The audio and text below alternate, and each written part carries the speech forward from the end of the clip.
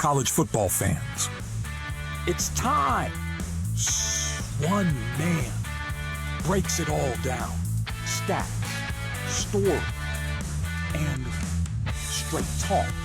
This is Nolan Knows with Paul. Oh, welcome back to Nolan Knows. Now it just came on with a drum roll. What the hell is going on? So for those listening at home, we do this intro video. This is actually this. Yeah, we need a producer here. This is the second time that we started the episode here, but basically we do that intro video and then usually it just wipes off the screen. But for some reason it was getting stuck on the screen, so we had to actually put in another transition to get it to wipe. We're good off. now? We're good. We're good to go. All right, start us off. All right. Welcome back. Nolan Knows podcast. Week 3 in the books. Not the greatest for yours truly, but glad it's still early on. Week 4 upon us. Paul, how we doing?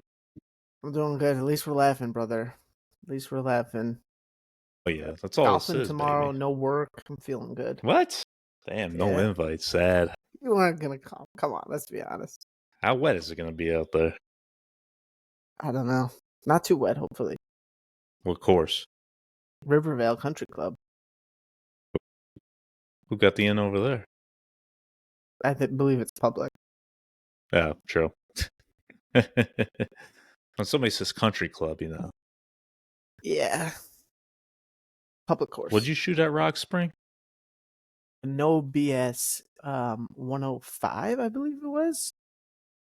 Why would that be no BS? Well, you know, sometimes there's some mulligans and things of that nature, but Yeah. I didn't really double True up any story. holes. A couple of the par threes I doubled up, but the driver was really working. It was the short game of the irons where just no feel. But hopefully, Drove the green par 4 again? one of them, I don't know if I drove the green, but I don't know if I'm buying that, dude. You can ask Jay, you can ask Jeff. They've seen it. It's a short. We got to play. It's a short, choppy drive approach, but just pure muscle, dude. All right. We'll see next year since you're pretty much done this year. This year's done. Yeah, once you start getting leaves on the ground, and I have enough trouble finding my ball as it is. So when leaves start falling, I'm out. Plus Move it's to a football highlighter season. ball. That's true. It's very tough. You got to get out there early. Yeah. All right. So I was 2 for 6 this past week. I was not feeling good, unfortunately, about it. But can't make that mistake again. Just throwing it out there when I'm not 100% confident. But 12-1, 12-11 overall. Paul went 4-3 last week and ended up. So we're both tied 12-11 right now. As for Cookie's contest, you're 4-2 overall. What'd you go? 1-1? Yeah, 1-1. I lost Oregon and I won New Mexico. Damn, and me and Cookie's scrub asses went 0-2. I lost Georgia and fucking Clemson. I honestly don't even remember who he took, do you? I think he took Oregon, right? And that didn't cover? Nah, I took Oregon. He took somebody else. I don't remember who it was. Check his availability. We need to get him on here. Yeah. I'll talk to him and we'll get him on. All right. Got any noise out there? Group chats? Nothing? Noise? Not really much noise. Things seem to be fine. All right. John DiArco leaving the comments as always. Love it. Paul and OU both starting off hot. OT loss versus BC was brutal. Should bounce back against Stanford. That did not pan out. Did not Nothing bounce better back. than football season. Good luck this week. Yeah, I mean, they were... I don't know how you could lose to Stanford. Stanford is like one of the worst FBS teams. That's just a total blunder on their end. Sad to see, really. Yeah, I didn't really watch the game, but it sounded like a Either did I. pretty bad game to watch. All right, as far as any college football news, got anything? We I got got nothing. Virginia Tech fires Brent Free and UCLA fires Deshaun Foster. That guy, Deshaun Foster, he didn't stand a chance from the beginning. I brought it up either last episode or the episode before, but his opening press conference on Big Ten media day was a joke. It was like 20 seconds, and then he was like, "Any questions?" So dude looks completely unprepared the entire time, and it was only a matter of time. Nico, talk about an ultimate bad decision. He is now on an irrelevant UCLA team. Like, they may win 2 games this year. He's probably got no shot at getting drafted, any of that. And he's making less money after taxes this year than he would have last year. Or Goddamn not last year, California. but if he would have stayed with Tennessee. So, talk about an all-time bad move, but just horrible advice from family members or whoever was leading the charge there. Well, definitely the dad, but it's he's definitely gone after this year. He's transferring out, no doubt. 100%. But I wouldn't be surprised if he just backed out soon and just said fuck it, because they are bad. They're one of the worst FBS teams in the country, 100%. Them and Stanford suck. Yeah, I heard there's actually a way, because they haven't played 3 games yet, and the coach got fired, that they haven't played 4 games rather yet, and the coach got fired, that they could actually transfer right now to programs. Yeah. Which is pretty wild. I'm sure a few guys are thinking about doing that. Absolutely. And Virginia Tech, too, all time. I mean, just terrible. Losing to Old Dominion. Old Dominion's actually not bad. Their quarterback's all right, but honestly, you can't lose to Old Dominion at home and get blown out and expect to keep your job. Virginia Tech was kind of like a dark horse ACC team last year. Yeah, they weren't bad towards the end of the season, but they also lost to fucking Rutgers last year. So no, but in the beginning of the season, I'm saying they had a lot of hype as being like a pretty decent, sexy pick. Yeah, I think it's because people were expecting Drones to be a lot better than he is, but he's just not panning out. No, definitely not. All right, speaking of which, moving on to Rutgers, Oklahoma segment. So Rutgers got a big one coming up against Iowa this Friday, blackout game. If you remember this game last year, took on Washington. Should have lost this game. I can't believe we even covered that one. I think we both took it. But, I mean, coming into this game, I don't know your thoughts on it, but Iowa coming in as 2.5-point favorites. And, Rutgers riding high, but who the hell are they beating? Ohio, Miami, Ohio, and Norfolk State. And I expect Iowa to come in here with one of the best defenses in the country. I mean, I just don't see it on my end. I don't know. You seeing anything here? It's hard to really make much of Rutgers right now because they haven't just played like bad teams. They've played horrible teams. I guess Ohio is fine. They actually like the Bobcats, but Miami of Ohio is not good. And then Norfolk State is one of the worst teams. I mean, I think the crowd will be up. It's a blackout. A lot of people will go to it, but are they doing any like Eric LeGrand things or none of that? I don't know. Do they do anything like them anymore? I don't even remember. I feel like he's been to a couple games and they celebrate him, but I don't know. Maybe they that probably was should. Years ago, they could too. But I would just say this about Rutgers: like they are still searching for someone who can actually throw the goddamn ball.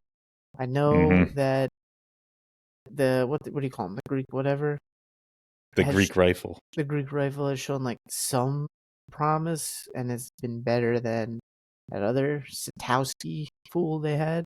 Oh, yeah, definitely. Art Satowski, terrible. Yeah, but when the competition steps up, they still like really don't have a good offense. They have to run the ball to be successful, and that's playing right into the hands of Iowa. So it's not a great matchup.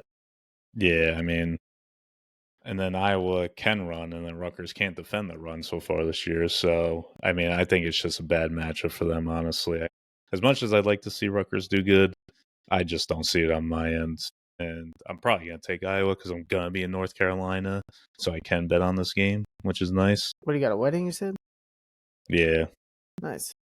And gambling is legal. I checked it. Good. Yeah, I obviously can't bet it, but it would be very difficult for me to pick Rutgers here. It seems like Iowa's the move. And then, so Oklahoma, I can't believe we didn't take this. We should have, 100%. You say that now, but dude, even on game day, like Kirk Herbstreit was like, don't be surprised if you look at the third quarter and it's 17 Oklahoma, 17 Temple. And you're like, huh? First road game, hard to get up for, 10,000 people in the stadium. But you're right. I mean, it's a different Oklahoma team. You know what travels? Defense. And you know what Oklahoma has? A badass beat you up defense. So we definitely should have taken it. We didn't, obviously, but they look good, man. We'll save it for the games this week when we Yeah. talk about it, but very, very interesting matchup against Auburn. I can't wait to talk about it. But yeah, all's good for Oklahoma through that game. They looked really good. Offense was good. Found some running finally. Torrey Blaylock, the running back, had over 100 yards or 100 yards on the dot. And the defense, I mean, we had 500 yards of offense. Temple had just about 100 yards of offense. So an absolutely dominant performance. Can't ask for much more. No, and what's nice with them is after this they have a bye, so they should be going all out on this. But they'll be heading into the brunt of their schedule after Kent State, which will be very interesting to see because they gotta be up there as one of the top teams in the SEC that's looking to make some noise and get to that final because they could beat a lot of these teams. So we'll see how they got. Texas and Arch looks like shit right now. So how's he going to score on that defense? So it'll be interesting to see against Auburn, like you said. Obviously, we'll get to it, but it looks promising for him right now. It does. I'm a little concerned about the injuries, but yeah, we'll hold off until we talk about the game itself. All right, well, let's recap week 3. So Friday night, you did have New Mexico, great call, outright win against UCLA. Yep. And I hopped on that too, betting wise. I didn't post it, but that was a good win on your part. Yeah, I mean, it's as simple as fade UCLA, bad vibes. Obviously, the coach is fired now, so it's a little bit of a different ballgame. But people were still, I think, just overvaluing Nico, and the play was not there. No, it was New Mexico all the way too. They dominated that game. I watched most of it, so it wasn't even close. Joke. Clemson, they're just terrible. Went to Georgia Tech, lost 24-21. I did think Clemson had a lot more opportunities and should have won this game, but they did have 2 crucial turnovers, one in the red zone and one where they gave Klubnik fumble, gave it to them in the red zone. And it's just that was like a brutal watch to even watch Clemson because they were in it and then they just sucked. I just don't know if I could even bet on this team anymore. Their offense is just absolutely terrible. Can't run the ball, and Klubnik can't even throw the ball downfield. It was bad. Yeah, so the thing with Clemson is I think we all thought that their defense was going to be amazing, and their defense is just good. It's not amazing. Yeah, it's whatever. And we all thought that their offense was okay, decent last year, and Klubnik and the weapons were all going to take a step, and they were going to, because they returned all that production, obviously, and they were going to take the next step, and combined with a really great defense, they were going to be one of the best teams in the nation. And it has just not panned out that way. Clemson's defense is clearly just overrated. I mean, they may have some guys that are going to get drafted because of measurables and stuff, but as a unit, they just don't seem to be gelling, and I think we overvalued them at the end of last season. I mean, it's clear, Georgia Tech's a good team, but we were talking about Clemson as being a potential, national championship type team. Georgia Tech ain't that caliber at all, and quite honestly, LSU gave a lot of praise to for beating Clemson on the road, but they haven't really looked all that great either. No, they didn't. Yeah, especially their offense. Definitely. Yeah, absolutely. So it's going to be very interesting.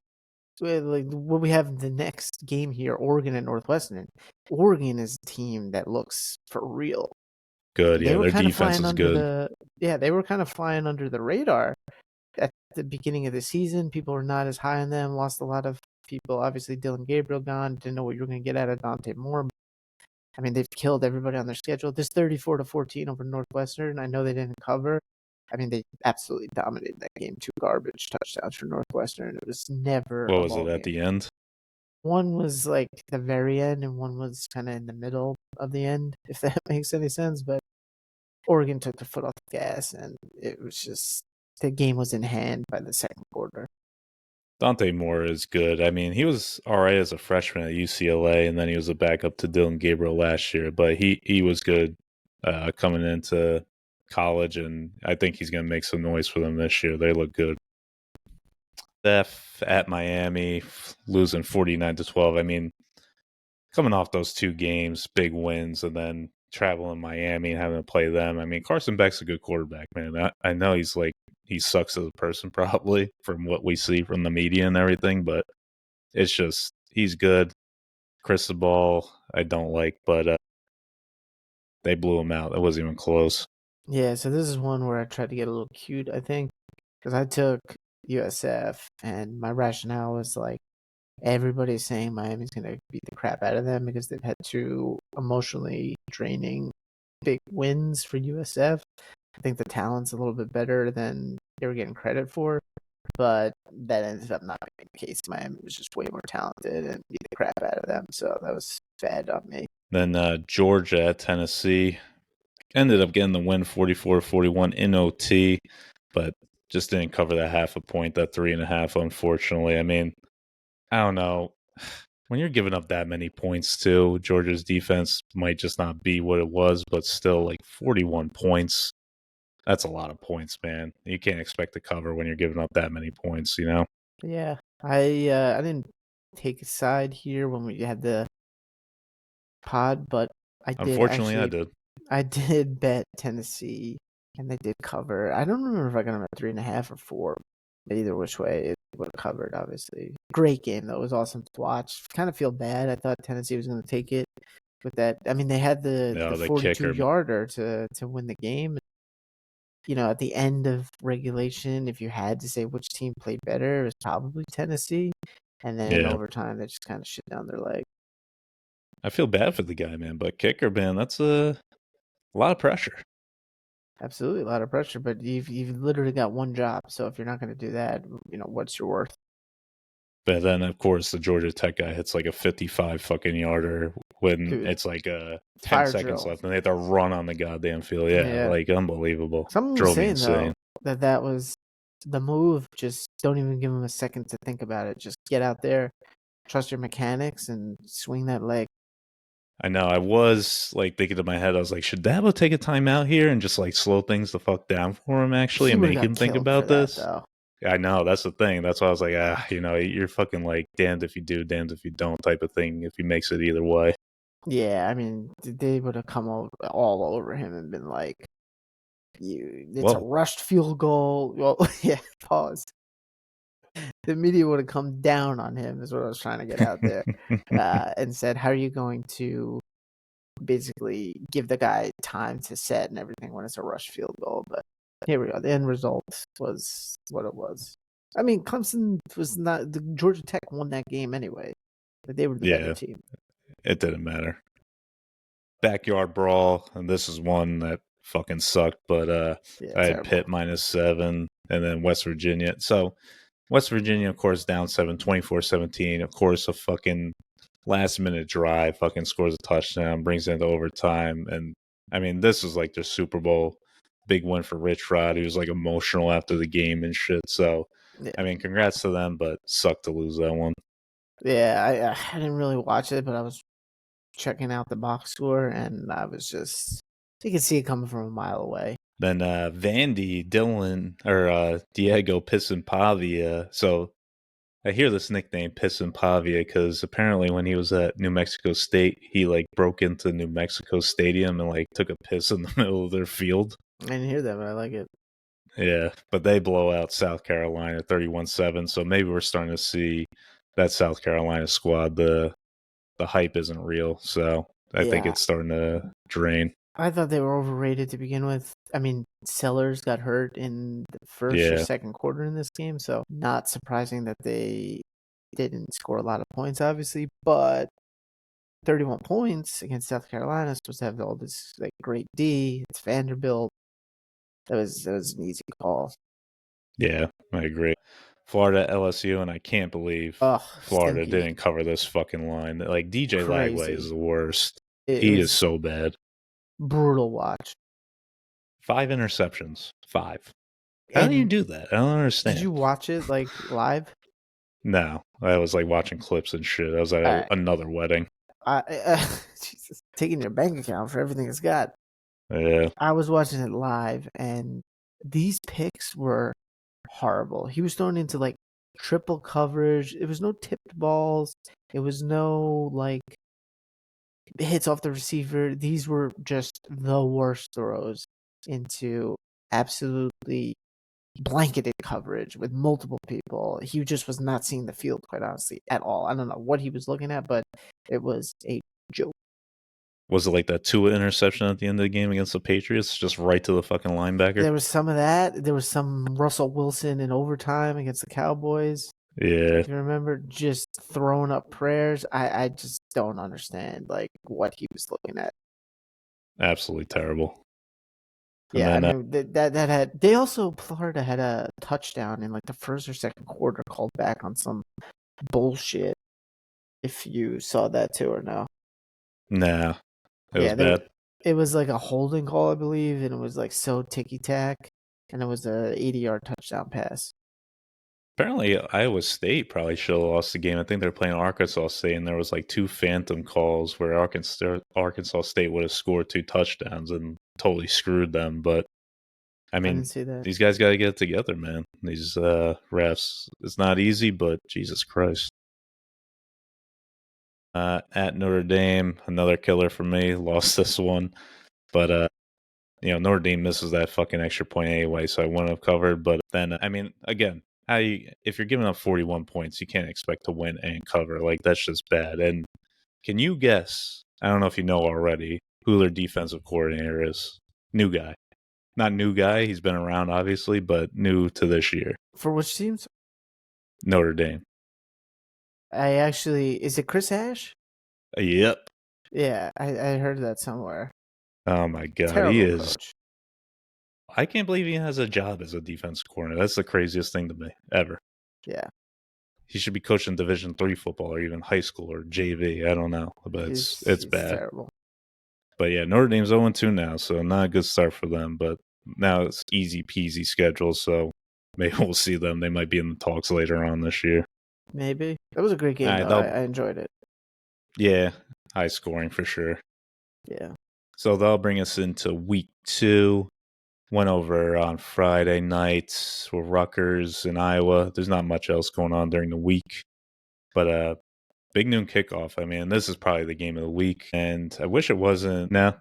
Well, not for me. I guess I'm biased, obviously, but it's a good game. Hey, man, these are like probably the 2 top teams in the Big 12 going at it. But yeah, for sure. I mean, noon kickoff for East Coast is going to be 10 a.m. there. And Utah coming in laying 3.5 over under 58.5. And here, I mean, I got to see where the money's at on this, but I think these are 2 good teams. Texas Tech obviously has Morton, guy's one of the top prospect quarterbacks, be drafted right now. He's having a great year. Could throw the ball. But also, they bring in a ton of defenders, especially on the D-line. They spent the most in the transfer portal. Yeah, and I think this is going to be... Yeah, exactly. And then it's just like D on D going at it. Like, I kind of like the under here, the 58.5 under. Like, I think this is going to be like some hard-nosed football. But like, I think it's going to be a 3-point game. I'm probably going to go Texas Tech and the under here. I know people are big on Utah. It's at Utah in elevation. I don't know if Texas Tech has ever even played here. I know they haven't played the last couple of years there. But I think I got to go Texas Tech. I think they got a good defense. It's not like your typical Texas Tech where they just outscore the opponent. So, and I think they could put up points, but also Utah on the same end, plays good defense and they could put up some points too. So I think it's going to be a tough matchup, but I'm leaning towards Texas Tech and the under. I'm actually opposite. I'm thinking Utah because I've been high on Utah the whole time. And the thing I like about them is just the consistency with the offensive line. Really, really strong. And I think offensive line is just one of those things that like doesn't get enough notoriety and attention, but it really drives your football team. And on top of that, understanding that Texas Tech's quarterback's been very good this year, I'm kind of liking this Devin Dampier. He seems like he's a baller, to be honest with you. And 3.5 points, it's basically like a pick 'em in terms of neutral field. I like the environment in Utah. It'll be a nice crowd. I'm going to take Utah minus 3.5. Okay, so, damn, I used to be able to find this shit, no problem. Now I can't. I got to look it up. But, yeah, it seems like we're going to be going head-to-head on this one. To see where the money came in and all that? I know. I'm hoping everybody's on Utah, so it make me I feel think they better. probably are more on Utah. All right, coming in 3:30. There's actually not that many noon games. A lot of high lines, not many good ones. But moving to 3:30, we got the good old Auburn at Oklahoma. OU coming in as 6.5-point favorites, over under 48.5. Listen, I'm going by your word on this. I mean, obviously you'll go on your rant about it, but I'm going to follow you because I'm going to trust you here that this defense is going to stop the run game of Jackson Darnold and shut their offense down because the kid can't throw the ball. So I'm following you here. All right, so let me just set the scene here. So everyone knows last year, Jackson Arnold, highly touted 5-star quarterback for Oklahoma. It went about as bad as it possibly could. Some of it was due to him. Some of it was out of his control. Horrible offensive coordinator hire. Horrible offensive line. No wide receivers. Top 5 or 6 wide receivers were out for most of the season due to injury. So an impossible situation. Transfers to Auburn. They've been kind of dancing around it a little bit this week, but you can tell both sides kind of are taking this one personally. From Jackson's side, obviously, he feels like he's not put in a good situation. From Oklahoma's side, we didn't feel like he was the 5-star talent that we thought he was going to be in terms of passing. So, got all that on the backdrop. Now, -6.5 is a little bit more than I was expecting. If Oklahoma was healthy on the offensive line, I would love them in this matchup. I still like them, but I've got some concerns because 3 offensive linemen are out. We have multiple backups that are also injured. So the left tackle is a 5-star, Michael Fasusi. He's probably going to play. Our center, Michaela, is on a bum ankle, got rolled up. He may play. It's like the right guard is this guy Fabechi and Weiwu. He also got rolled up, is most likely not going to play. So you've got 3 people who may be out on the offensive line. On I top don't of like that, hearing that. no, very bad. The backup center just got an injury and is out for the season. So if, number one, our center can't play or gets injured during the game, we are going to have to start a walk-on, most likely. Nice. Or a true freshman. They might move a guard over there. We'll see. I don't know. From what I've been hearing, it's going to be this guy. It's either going to be. I think they'll try this true freshman first before they go to the walk on. But you got a TV on in the back, by the way. Just try to mute it. All right.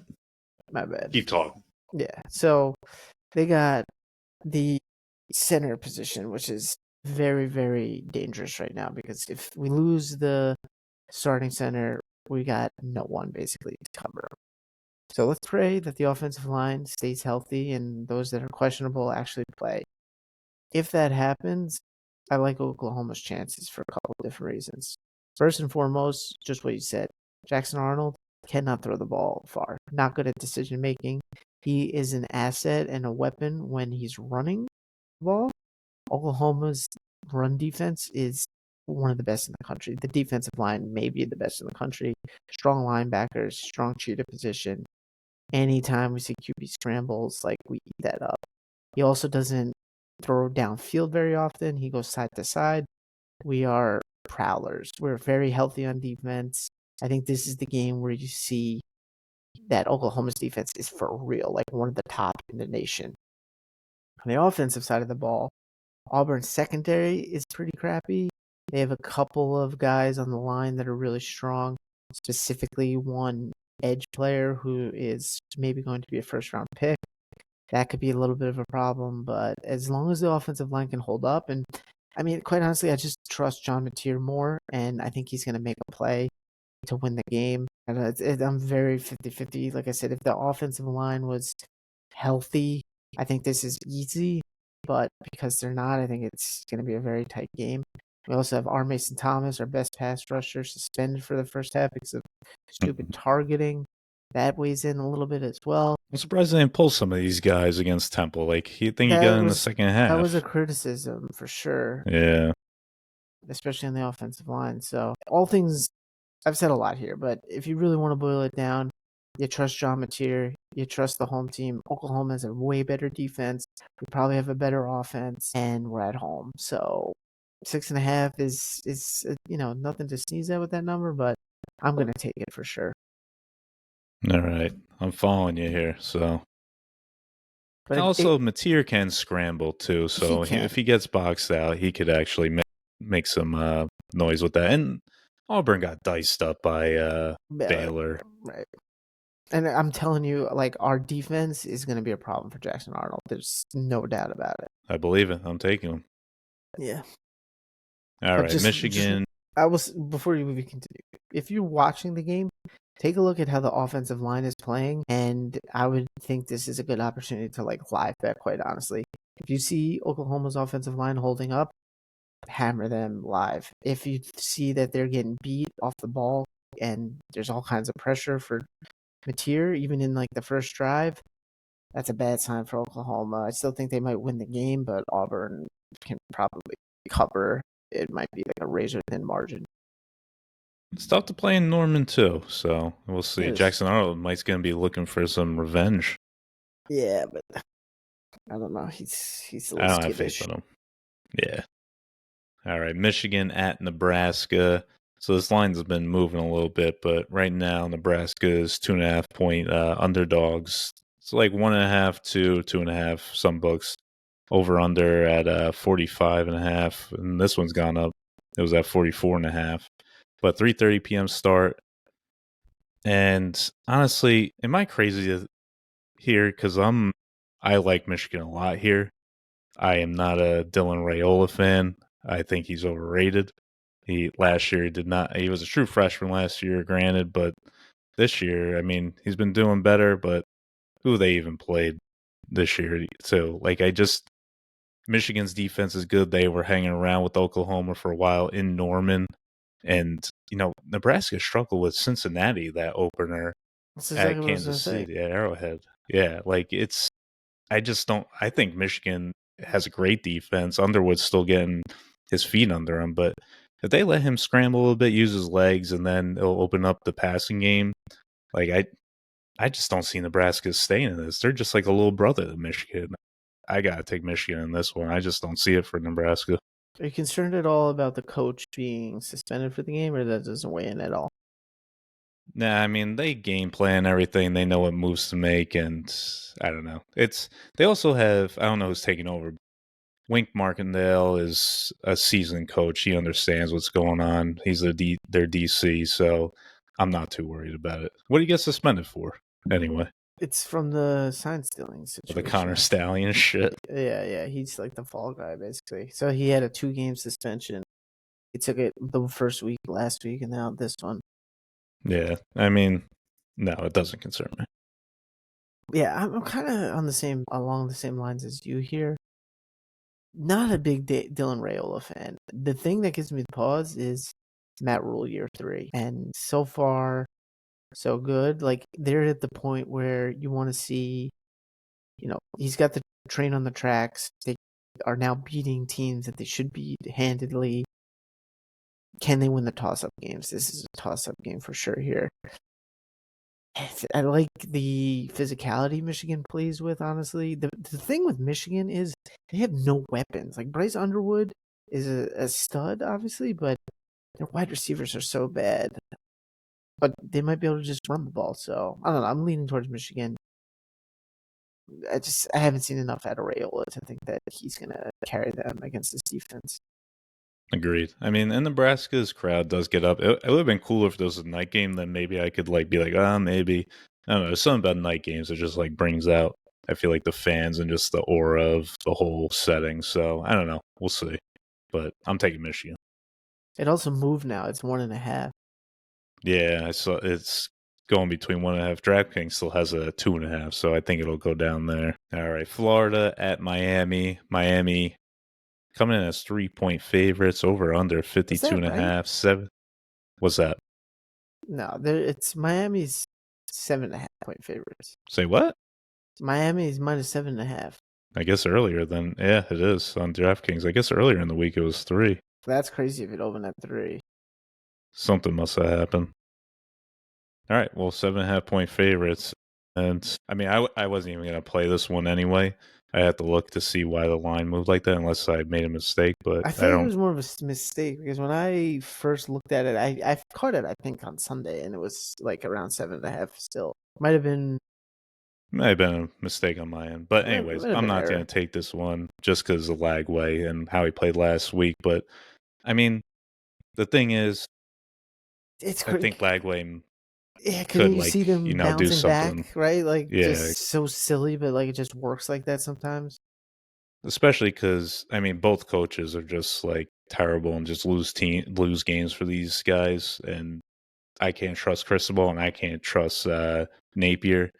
And I can't trust DJ Lagway, so it's a stay away from me. But like you said, like you could see a bounce back game here almost, and like them get up for this one because they suck right now and need something. So Yeah, everyone is just Jan Miami and Florida is the forgotten team. They suck, and it's a 7.5 point line, right? It's like what? yeah, I don't know. I mean, Miami probably like wins the game, obviously, but a backdoor cover, like who knows? yeah, I like don't know. I was expecting with fucking LSU with them, I'm but that probably never gonna take happened. Florida, but I'm not sure yet. Yeah. All right, another If 7:30 you had p.m. to pick game, one, what would you take? Florida. Yeah. Okay. Yeah. So the Illini travel to Indiana, nice Big Ten matchup. Indiana is actually 6 point favorites now. Earlier this week, I know I didn't get this one wrong, but it was 3.5 Yeah. No, Indiana. that one is right. So that one went up 2.5 points over under 52.5. And I don't know why this is going up. And I tried looking to see if there was injuries on Illinois' side, and there's like a couple, but nothing that I think would move the line this much. And I mean, I'm not going to touch this game, but if I were to bet it, I mean, I'd be on like the Illini side. I mean, I know Kirk Cignetti's a good coach for Indiana, but Brett Bielema is a seasoned veteran, and like he knows what he's doing. He plays hard nosed football. He gets these guys up in the trenches. Like he keeps games close. It's just they have legit like no run game, so everything's going to rely on Altmaier, and I just can't put my trust in him right now. If he proves it to me, they were struggling with Duke early on, and then they blew him out. I think if he proves me wrong here, then maybe I'll look at him again. But right now, I kind of want to just see how they're doing, especially in a away game in Big Ten play. So it's definitely just a watch for me. But lean to Illinois. I kind of like Illinois because I think it's a very close battle, and it reminds me of just like Big Ten football. Not going to be too many explosive plays, probably, and I'll take 5.5 points in that type of game. I'm gonna research 6 now. 6 now. I'm gonna research it a little bit more, but I'm like, it's hard for me to talk myself out of taking 6 points in a matchup like this. Yeah, I agree. So I'll do it for premier matchups, but I got my eye on some other games too. I mean, so Tulane at Ole Miss. Tulane was at 11.5 point dogs. Now they're 13.5. And again, I was looking around and I don't see much like why'd this line go up so much? Ole Miss has been struggling with some teams, Arkansas and Kentucky. That's like lower SEC teams. And now Tulane's on a roll. Retzlaff looks great. I don't know if people are just low on him, but he rushed for over 100 yards last week, and whatchamacallit for Arkansas, Taylon Green rushed for over 100 yards against Ole Miss. It's obviously they have some trouble with these scrambling quarterbacks. So, I mean, I'm going to take the 13.5 if you're going to give that many points to me. I think Tulane's not a bad team. They don't play any defense, so I think it'll be a high scoring one, but I think Tulane will be able to cover that number. Yeah, I like Tulane for sure. Austin Simmons has not really looked that good on Ole Miss either. He's hobbled, banged up. It's Yeah, and almost they're playing the other guy too, yeah. it's almost too much of a no-brainer for me here. I'm like, what's the catch? Like 13.5. I know they're away and it's And went up a too, tower yeah. team. I feel like that 13 is just making people think that like Tulane is, if it wasn't for USF, like they're kind of the group of 5 champion. Yeah, right now they are. They're definitely probably the front runners. So 2 touchdowns, a little too much, I think. So this one also caught my eye. UNC at UCF. UNC plus 7.5 points. It actually went up. It was at 6.5. And again, I don't know. I don't get these line movements right now, which because I'm on the other side, and usually I feel like I'm with it, which actually I kind of don't mind. But at the same time, because I'm actually feeling good about this week in these picks, but like UCF has as many transfers as pretty much UNC does. Like, and UCF's offense is absolutely terrible. They have nobody.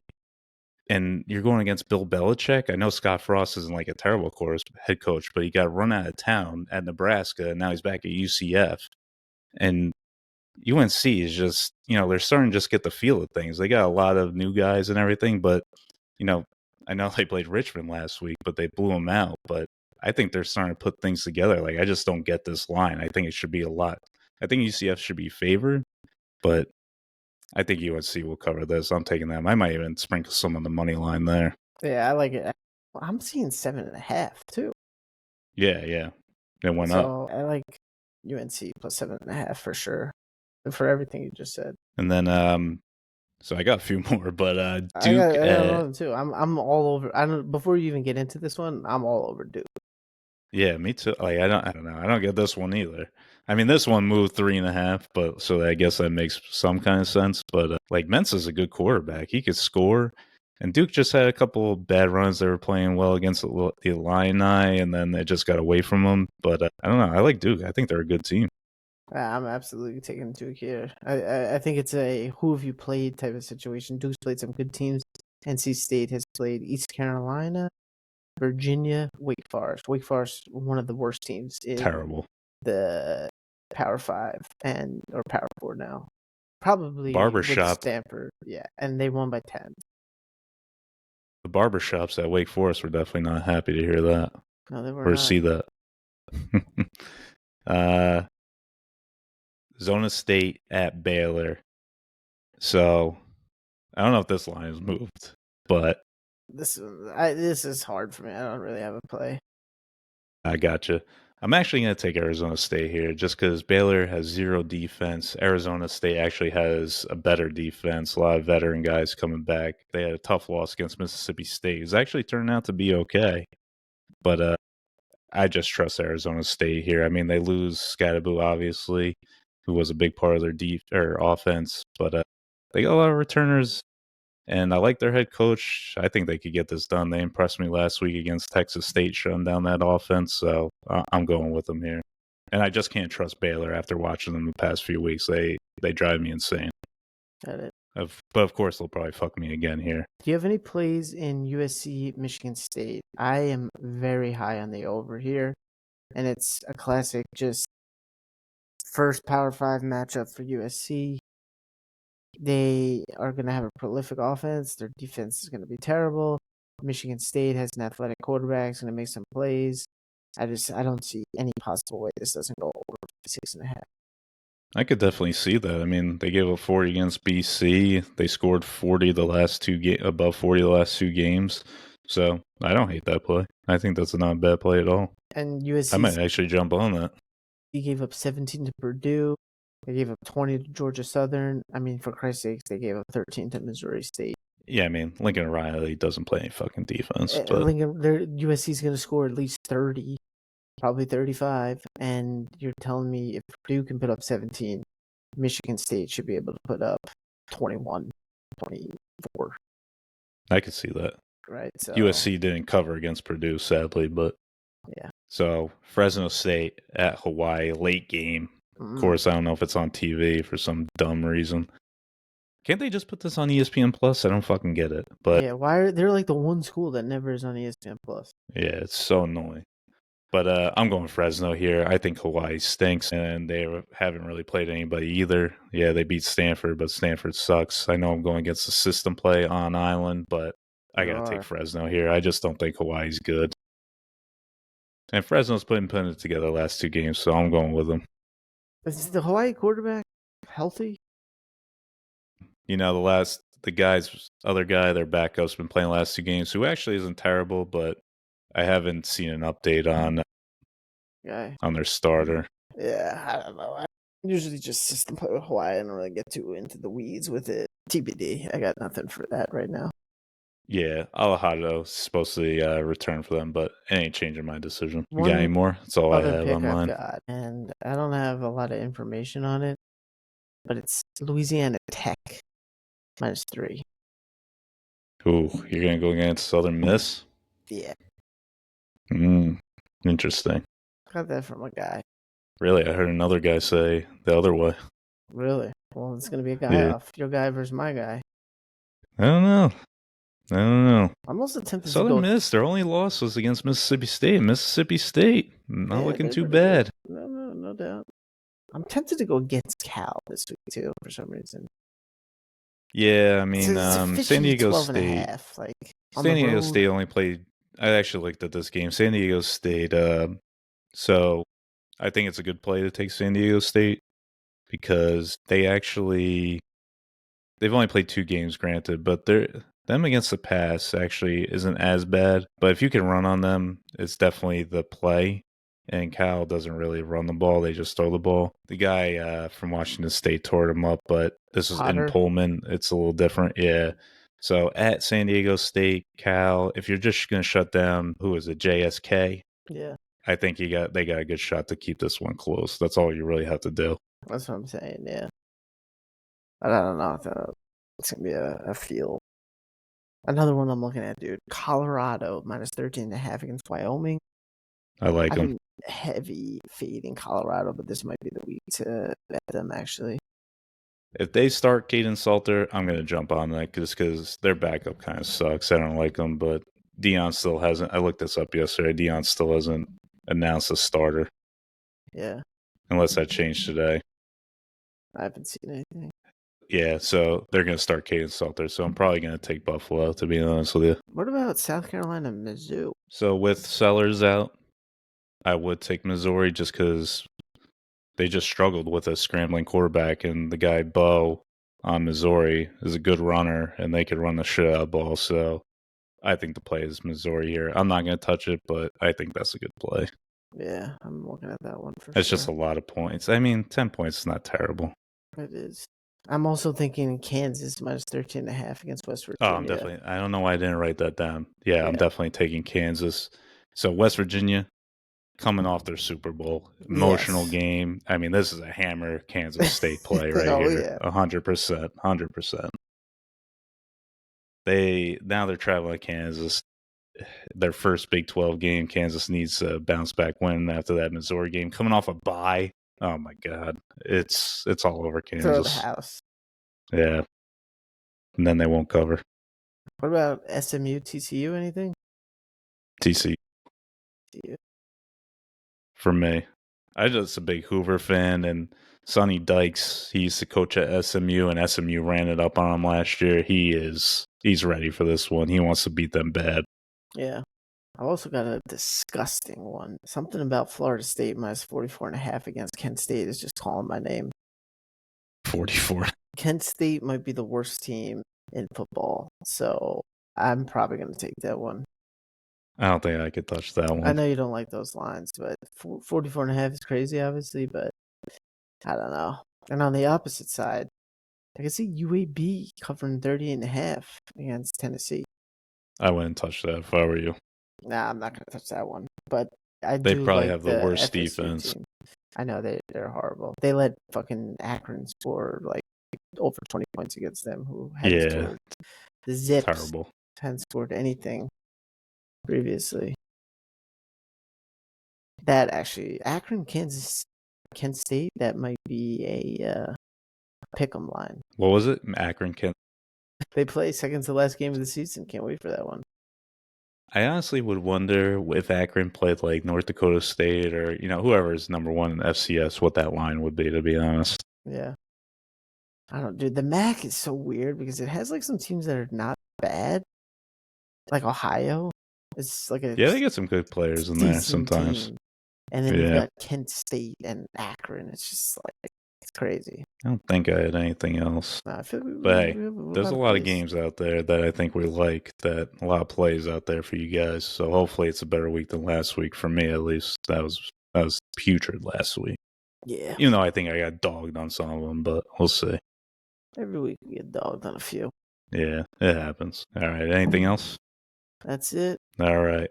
Well, you guys know the deal. Subscribe, unsubscribe, subscribe again, leave a like and a comment. We'll read them aloud. We'll share our thoughts. But till then, we'll see you next week. And we'll see you later, Paul. Have a good week. Later.